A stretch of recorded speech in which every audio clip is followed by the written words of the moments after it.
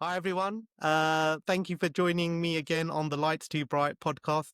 For those of you who have listened to more than one episode, please do like, share, and follow. I need to say that I'm not building up any numbers. Today's episode is another for me highlight of COVID. You know, one of those silver linings. Someone who I met through our mutual passion for imaging and taking images of clinical entities. When I met him, he was, I thought, man, how many more followers can you get on Instagram? And in the last 5 years, he has quadrupled the number of followers he has. And I'm hoping that his magnificence will able to quadruple my followers on on my podcast.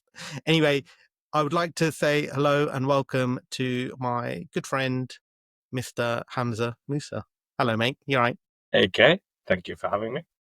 So I, dude. I mean, like, we're joking aside. We do banter and stuff, but you've done so well in that social media space, and I think it's just an interesting story because I think a lot of the new optometrists kind of, that maybe they look to aspire to that. And for me, it was interesting. So that for you to be able to share how you got into it, was, we'll get there, but your journey into it and what you're doing with it now and things like that. But let's start at the beginning.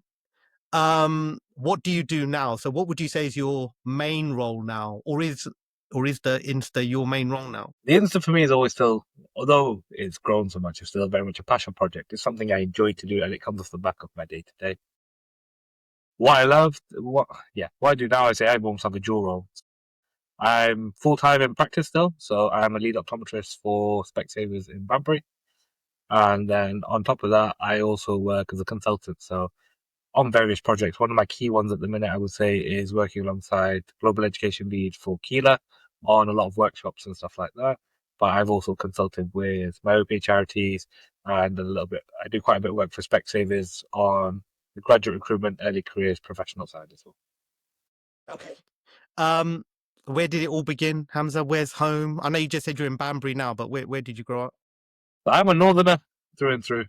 So I grew up in Preston, up in the northwest. That's home for me.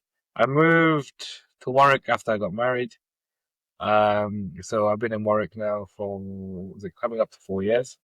Yeah, my anniversary's next week. Can't forget that one. Would get me in trouble otherwise. But yeah, so we've been here for about 4 years now. So we picked here because, like I said, when I'm doing consultancy work, we're up and down the country. So while North is beautiful, it used to take forever to travel this side of the country. Okay, a lot of stuff we end up doing is in London, where this is so much easier to get to London from here. So it's really good. But yeah, that's where I'm from. As it started out, I did optometry at Aston University. So Did you 20, want to be an optometrist? Was that like your goal in life to be an optometrist? the honest truth, no. I I think it's very hard for anyone to say definitely at 16. Okay, this is what I definitely want to do for the rest of my life. I We've had a knew, couple. We've yeah. had a couple. Oh no, Yeah. don't get me wrong. I knew I wanted to do something healthcare orientated because I wanted to do something patient facing. I don't say that's where my passion lied because I like to think at least I'm good with people, and that's what I did. But initially, when I was doing my A levels, I went for dentistry.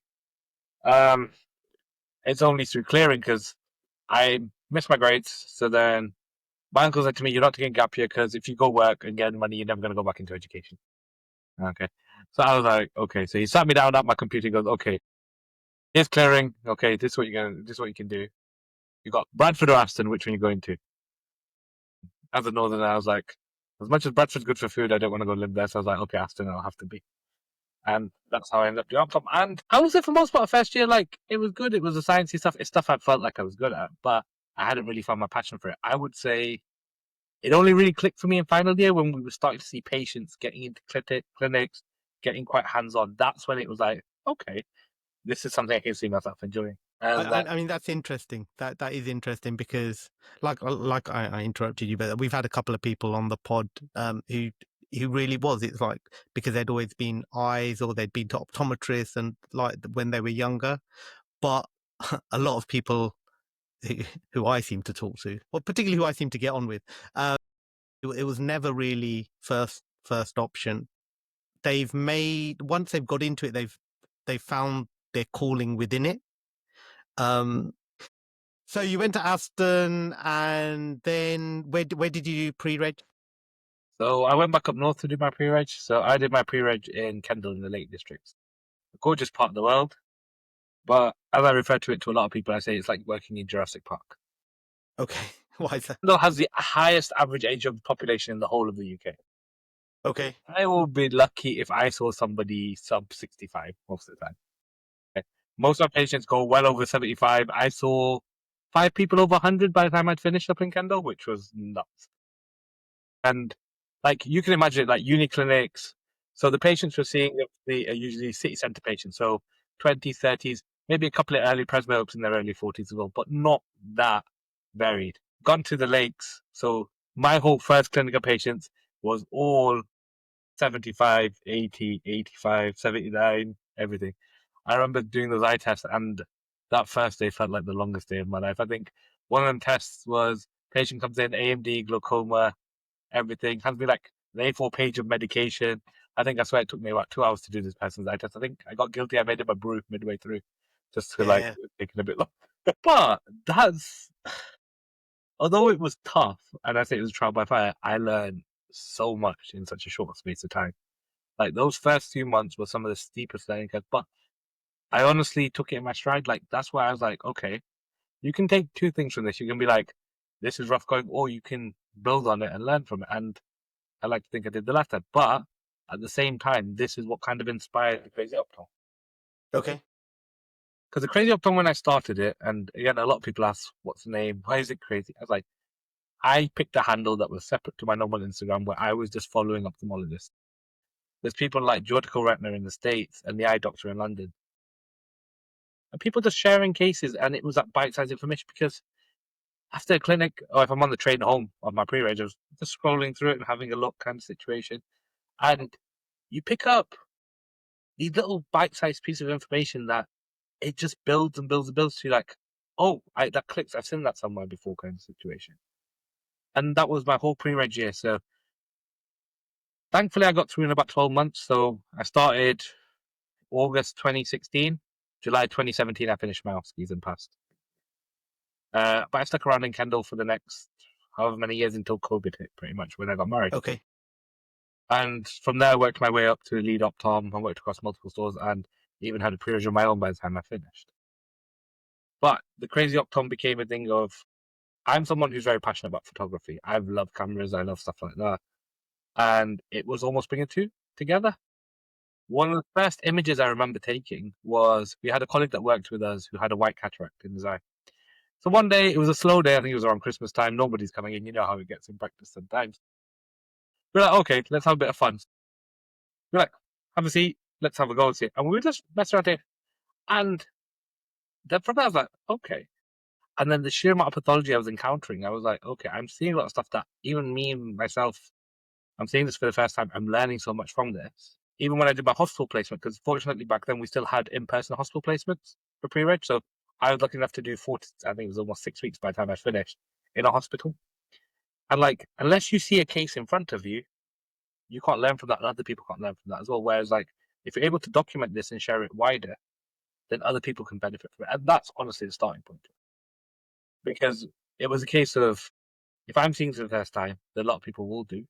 Can I help other people by doing it? And that's ultimately where it came from. It was never meant to be, well, 40,000 people later, shall we yeah, say, on the road. that's absolutely Um, amazing. yeah, it's amazing. But the opportunities, the people I've met, like, we have a worldwide community, which is astounding, to be fair. Like, the people I've spoken to, like, I've traveled to places over the world and actually met people who follow me, which is nuts. Like, I went on a charity trip to Kenya. I met somebody in Nairobi who was a follower. I got messaged when I was in Pakistan, um, and it was a case of, yeah, we follow you. Do you want to come down? Kind of situation. And like, that was so humbling to me because I was just like, for me, I always see myself as just a run of the mill optom. I'm not some crazy like PhD as many letters after my name, everything. I'm just somebody who enjoys day to day practice with patients and enjoys helping other people. That's honestly the kind of I think that's I think that's probably why we get on, because I'm similar. I mean, yeah, I have a few letters, but beyond that, I don't think I'm doing anything particularly amazing. I mean, I do some interesting stuff. Don't get me wrong. I'm dude. fortunate enough to work with some pretty impressive colleagues, but that the stuff that we see day to day, I think it's nice to show other people that we're seeing that day to day, and it kind of give other people aspirational stuff.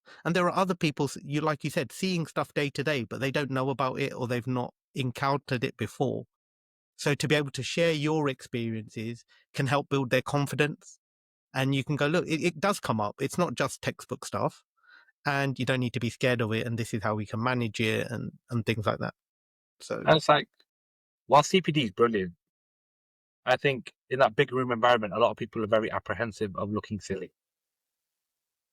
Social media is hired to help blur the lines a little bit and make it less stigmatized to asking those questions. Like a lot of people, like even I go to an event, I'll do an event, I'll do a workshop stuff. No one will ask anything when we're there. But I come back and I've got flooded DMs with questions, kind of situation. And I honestly don't mind it because I understand because it could be very, and I think that's what's been useful because like some of the stuff we're documenting is very run of the mill. Some stuff we see which is a bit cool and weird and wonderful, which is also really cool.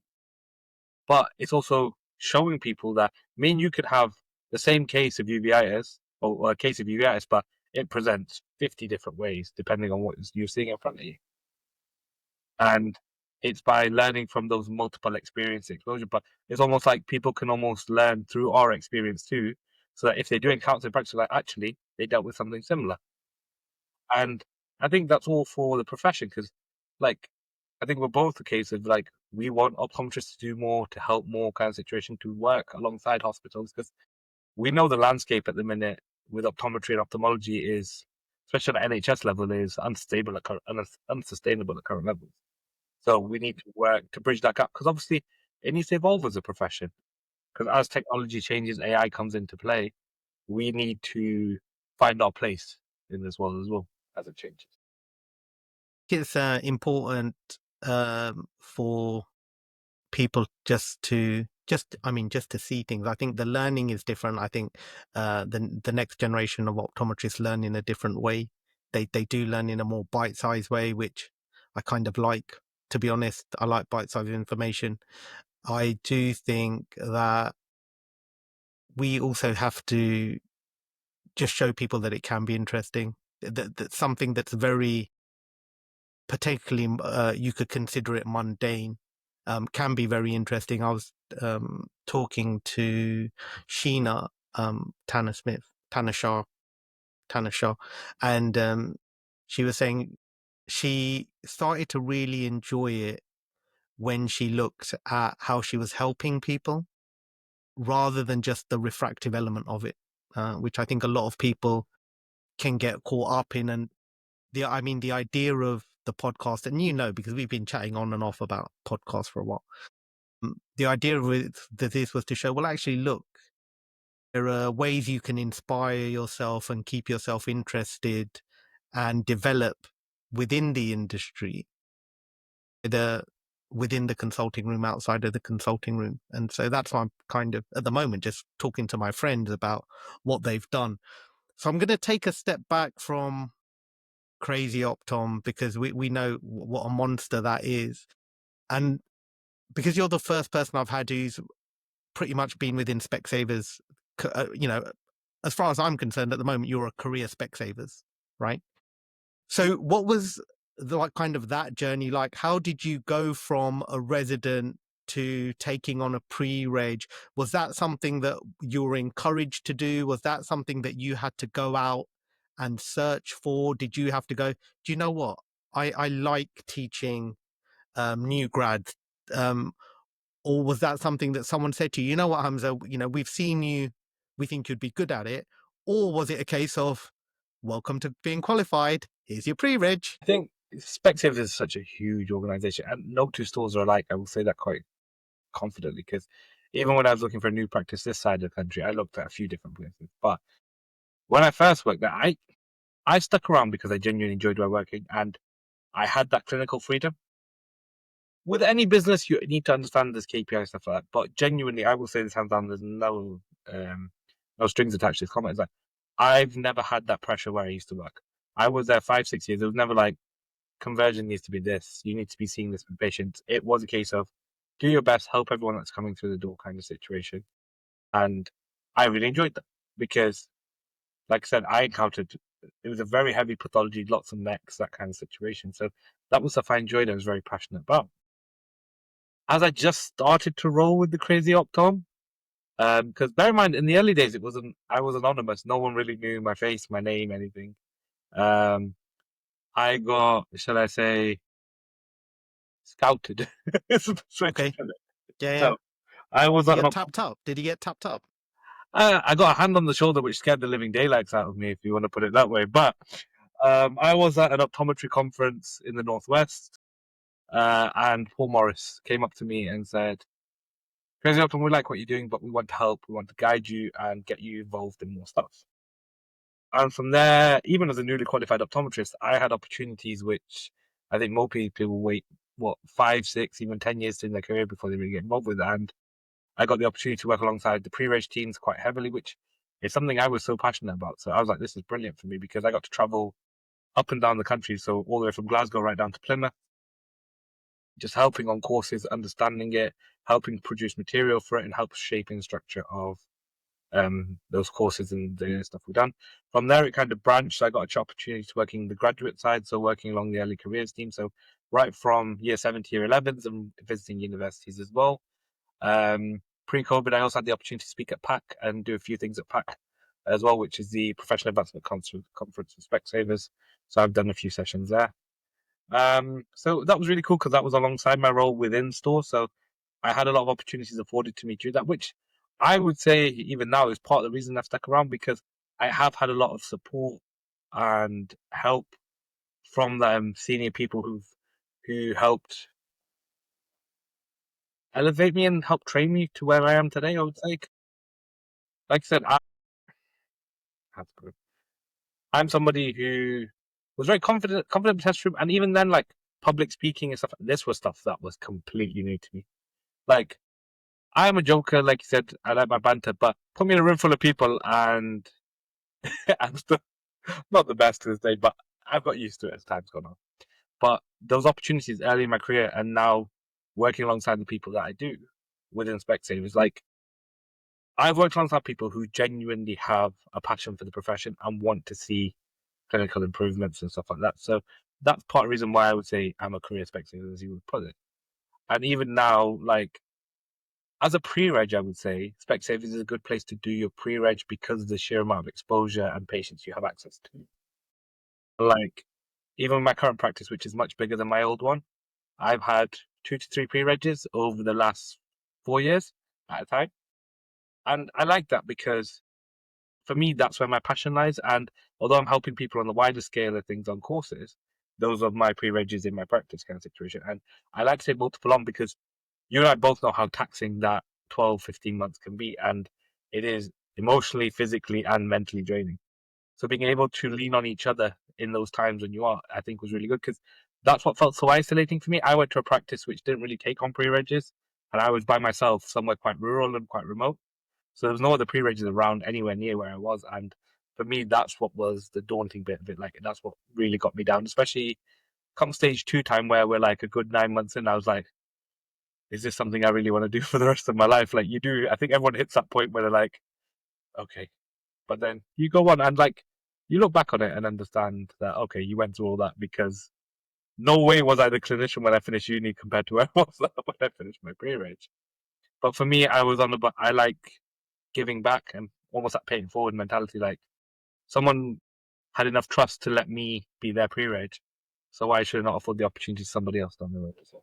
And that's fantastic. And that giving forward, giving back is huge. And I think it's a great part of our profession in that a lot of our peers and colleagues are actually quite good at it. Optometrists in general, for the most part, are pretty friendly. So if you ask someone a question, unless you ask us to do your homework. Um, you know, we will help where we can, which is good. Part of the reason I have got career Specsavers person on, particularly someone who's a friend, because I knew you'd be honest about it. But also, you know as well as I do, and I've been guilty of this as well, of stereotyping certain forms of practice within the industry. That with places like Specsavers, like you've said, no two practices are the same, and you can have a totally different experience 2 streets away from each other, or two postcodes away from each other. And it was just one of those things where I just wanted to show that, you get a lot of independence, the best type of practice, but not necessarily. You can be in any form of multiple, right? And have a fantastic, diverse career that lets you grow and develop. And so this is why you're on, mate, to share this story. The Instagram stuff is just an aside, right? And like you said, it was your passion. You weren't going out to be an influencer. you know Oh, it's you were 100%. you were I hate the term. I can't stand the term. Like anyone someone says it, like it will cringe me to kingdom come. Like I would rather not. Um, but yeah, like you said, your career is what you make of it, and I think you also empowered yourself to know where you want to work. If that makes sense. Like when I moved down this way, I knew what kind of clinic I enjoyed being in. Like I stuck with Specsavers because I was still doing a lot of the work on the side, so I wanted to still be in the Specsavers practice, but like I said, I interviewed at a few different locations before deciding on where I am today. And the key thing is everyone suits a different environment. Some of you may suit that 1, 2 test room store where it's a bit quieter.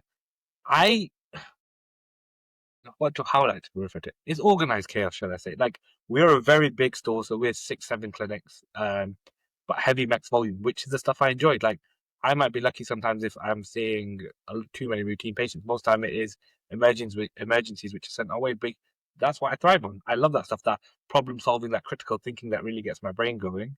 They're the ones that like I rise to a challenge. I really enjoy it. But again, the practice I'm in has that opportunity there where if I went up the road where there's no max contract, then they wouldn't really be seeing much of that. And it may be a slightly busier clinic. It might be slightly more pressure on the optom.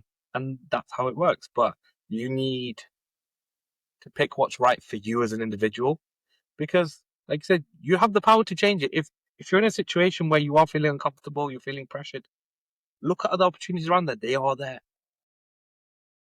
I'm glad you said that, because that means I didn't have to say it. But I think a lot of optometrists, particularly the younger ones, feel like, oh, I'm committed to this now. I can't step away for whatever reason. I've got student debt. I know I've got a mortgage, whatever.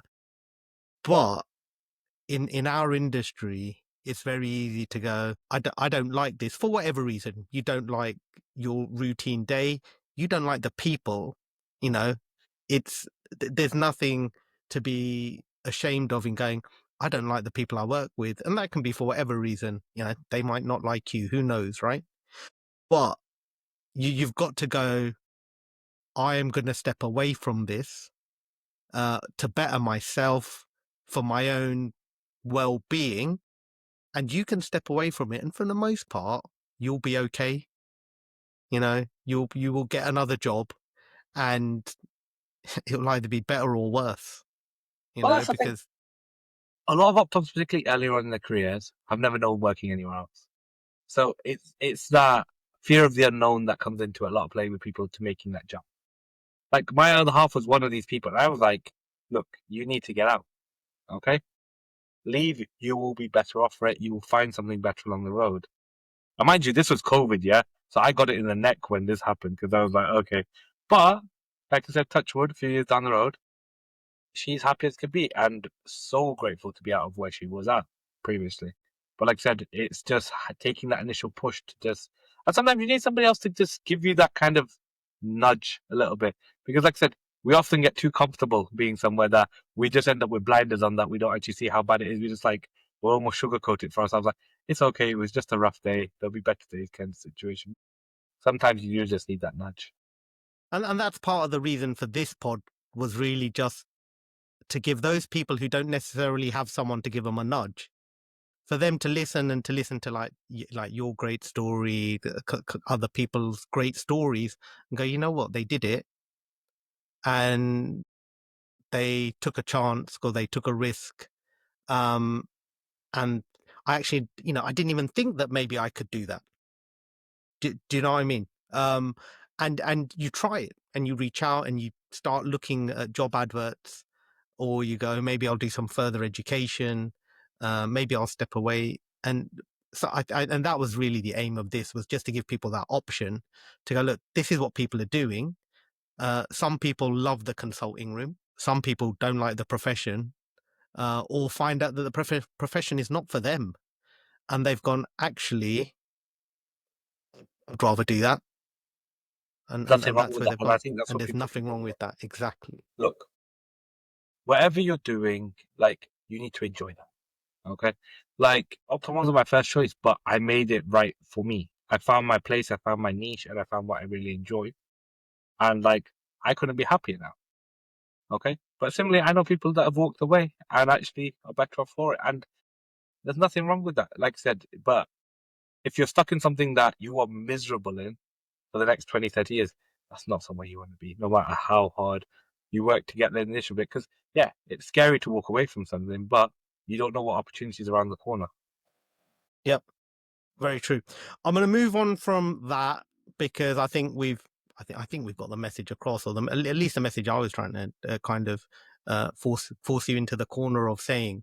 Um, with regards to crazy optom, and I know you don't like the influencer term, but I just want to talk about it just because I just want to put some realism into what people may think, that, oh, Hamza has this many followers, therefore, has it given you the opportunity to totally retire from the consulting room? Oh boy, do I wish. No, like I said, it is a passion project and not something that is easy to monetize. Like I said, there's so many collaborations with eye drop manufacturers that you can do before I fill up the fridge with Haikazan at this point.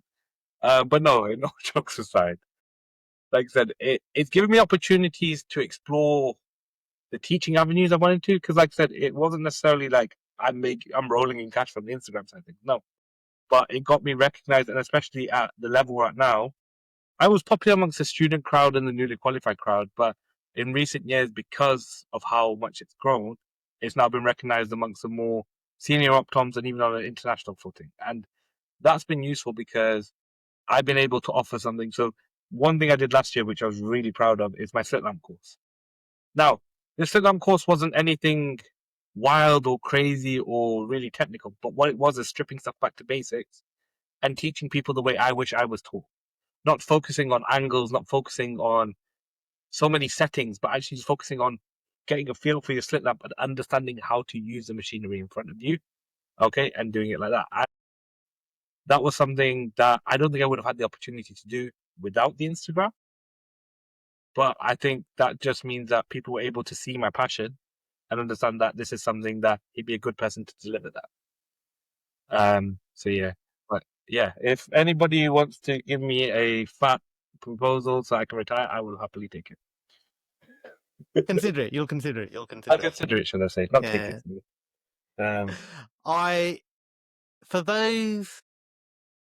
So it's interesting because that was your route into stepping out of the consulting room. My route was slightly different. I was kind of pulled into it by Brian, who obviously does a lot of lecturing and stuff. So then he kind of introduced me to lecturing. And then again, my interest has always been onc disease primarily. That was always my number one passion. And then I just did little things. I'd write I'd write a case report, and then you just reach out and these magazines always need content. So you reach out to the clinical editor and you go, I've got a great case. Do you want to publish it? So for me, first it was Bill. I can't remember Bill's last name. Phil Harvey, um, who was at the time clinical editor for Optician. I went, look, Bill, I've got this great case, you know, and I think it would be a great case record. And he went, okay, just send it my way. Let's have a look. So you send him a case. He goes, yeah, this is great. Write it up. He helps you do it, kind of thing. And all of a sudden, I'm published. And you're like, okay, well, that was easy. Then you do another one. And then other people see it and they go, oh, this kid's published. Or maybe he knows what he's talking about. You don't necessarily need to know what you're talking about, but maybe this kid knows what he's talking about. And then people will ask you to maybe do a talk. Then you do a webinar. So I mean, I owe a lot to Brian. He got me very much into the lecture scene. Yeah. If we want to talk about rock stars of optics, I think Brian is the OG, to be fair. Yeah, he's like the Rolling Stone. He's like one of those Rolling Stones kind of thing. So I'm always curious. Obviously, like I said, we know each other through the Instagram, and I always find it amazing how well you've done in terms of gaining content from that. And I'm glad that you've found other ways to share your technical abilities with Keeler and Bog and stuff like that, because they are good people. And I mean, we're doing some work together as well, which is only going to be beneficial for me, which is just amazing. Right, dude. That's it. I like, I said we'll crack 30 minutes and you won't even know we've hit 30 minutes. So we've hit 32 minutes.